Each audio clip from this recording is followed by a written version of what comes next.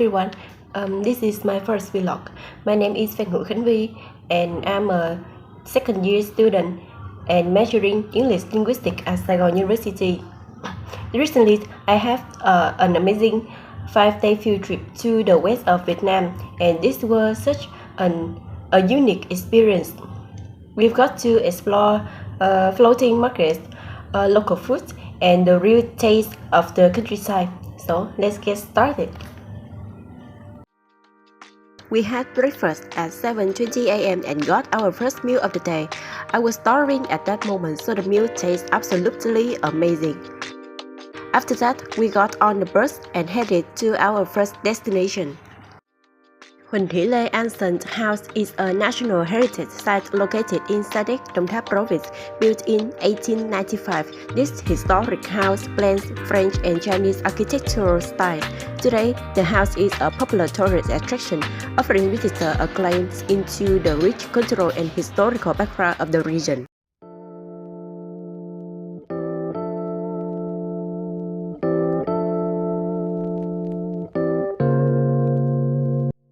Next, we visited Bà Chúa Xứ Temple, one of the most famous spiritual sites in the Mekong Delta, located at Sam Mountain in An Giang. This temple attracts thousands of visitors every year who come to pray for good luck, health, and fortune.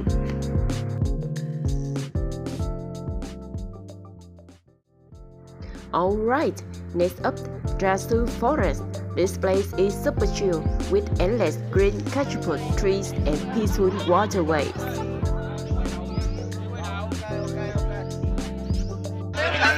On the boat.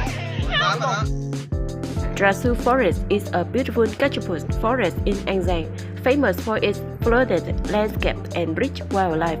The best way to explore is by boat, gliding through endless trees and listening to birds singing. This place is home to many rare bird species and feels like a hidden paradise in the Mekong Delta.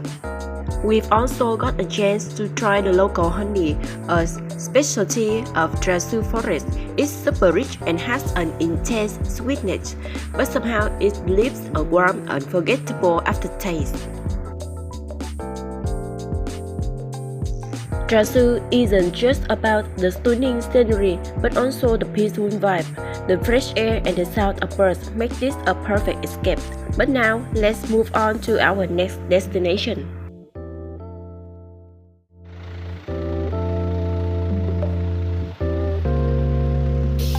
Next stop, Thạch Động Thung Vân. This is a massive limestone cave near the Vietnam-Cambodia border, filled with a mysterious rock formations and hidden legends. The cave is famous for its misty entrance, which looks like floating clouds, and is even linked to the famous folklore of Thạch Sanh. There's also a deep hole inside the cave, some say leads to an underwater palace, and visitors often toss money in for good luck. Next, I've got to participate in a team building game, which was such an unforgettable experience. It brought everyone together and left a lasting impression on me. We also went to the beach. I've got to say, it was the best feeling ever. The cool water, fresh air, and just chilling with my friends. Okay, so hello everyone. Today is my third trip, and we have already in Camo. Now I will tell you more detail about what happened and what I have experienced on this third trip. This time, we're visiting Mạc Cửu Mausoleum, a historical site in Hà Tiên. It's the resting place of Mạc Cửu and his family, who played a huge role in developing this region. Walking, you see ancient tombs surrounded by lush greenery, with many carvings that reflect the blend of cultures.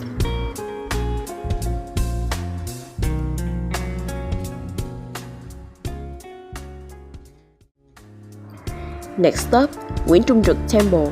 Located in Rajah, this temple is one of the most important spiritual sites in Kiên. Inside, you will find a main altar dedicated to Nguyễn Trung Trực, along with intricate wood carvings and traditional Vietnamese architecture. This place honors Nguyễn Trung Trực, a national hero known for his bravery in fighting against French colonial forces. The temple is not just a historical site, but also a spiritual place where people come to pay respect and seek blessings. This is the third hotel I've stayed at, and I have to say, the service was absolutely great. It left the biggest impression on me out of all 4 nights I've spent. On the fourth day, we're heading to Đất Mũi Cà Mau. This place is where the land meets the sea. Everyone, welcome to today's vlog. Today we are visiting Cà Mau Cave. Next, I will tell you more detail about today's experience. You find the iconic Cà Mau landmark, a huge ship-shaped symbol marking the tip of the country.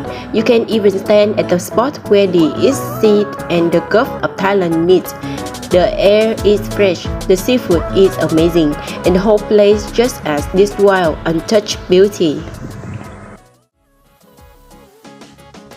One of the most amazing things here is the massive mangrove forest, one of the largest forests in Vietnam.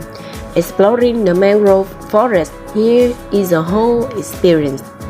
You can take a boat ride through the winding waterway, surrounded by tall, tangled trees and the sound of nature. There's also a wooden walkway that lets you walk deep into the forest, feeling the fresh air and spotting wildlife along the way. It's peaceful, a little wild, and definitely something you don't want to miss. The ecosystem here is super rich, home to birds, fish, and even rare species like mud skipper and fiddler crabs. If you are lucky, you might even spot some monkeys jumping through the trees. Plus, this area plays a huge role in protecting the coastline from erosion. Another cool thing about Mũi Cà Mau is that this land is always changing. Because of the huge amount of alluvial soil from the Mekong River, the coastline here actually expands by 80 to 100 meters every year. So technically, the southernmost point of Vietnam keeps moving forward. We are about to leave Cà Mau Cave, standing here at the southernmost tip of Vietnam, feeling the wind, seeing the endless sea, and knowing this land keeps growing every year. It's really something special. This place isn't just about the view, but also the story, the people, and the unique way of life.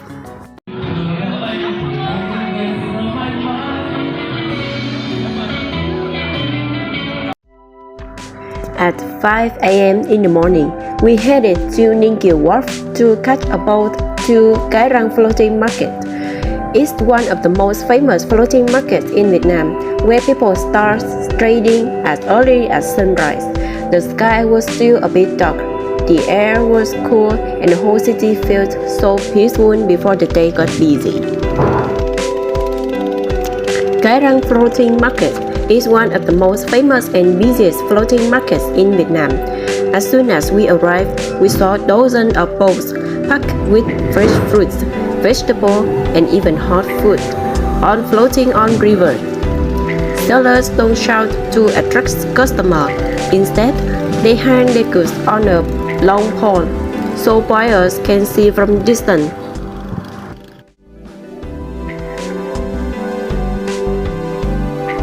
After that, we made our way to Công Phụng, a small island right in the middle of the Tiên River. The locals even let tourists experience having a giant python wrapped around them. Just look at my friend's expression. He looks so exciting.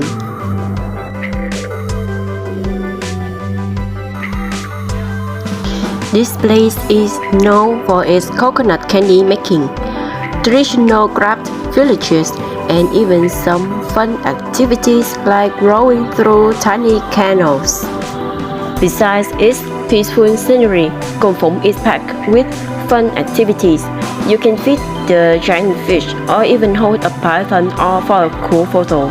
But one of the most thrilling experiences, crocodile fishing. You get to dangle boat over a pond full of crocs and watch them leap up. Definitely not something you can see every day. So this is the end of my first field trip. I've got to meet so many new friends, gain valuable experiences, and deepen my understanding with this beautiful land of alluvium. This has truly been a memorable journey.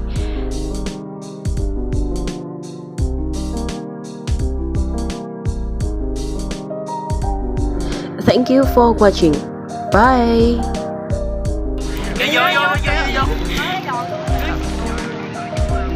Tao quay mà.